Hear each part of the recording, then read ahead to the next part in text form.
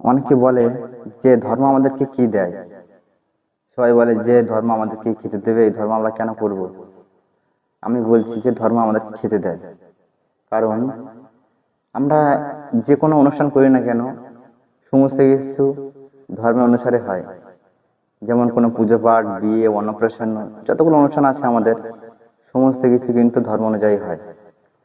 তাই একটা অনুষ্ঠান করতে গেলে যত কিছু আয়োজন আয়োজন করা হয়, খাওয়া দাওয়া বিষয় বলে, তারপর প্যান্ডেল এটা সেটা হ্যান ত্যান করে সমস্ত কিছু কিন্তু যেখান থেকে আনা হয় তাদের একটা উপার্জন হয়। সমস্ত কিছু করতে গেলে যে ব্যয় হয়, কিন্তু যতগুলো লোক কাজ করে সবাইয়ের কিন্তু পেট চলে।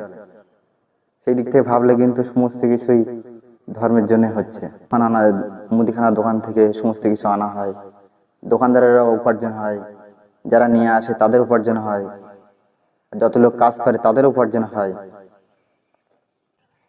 এক কথায় বলতে গেলে ধর্ম আমাদেরকে খেতে দেয়, কেননা সমস্ত কিছু ধর্মের জন্য। আমাদের যতগুলো অনুষ্ঠান আছে সমস্ত কিছু ধর্মের অনুষ্ঠান, একটি অধর্মের নেই।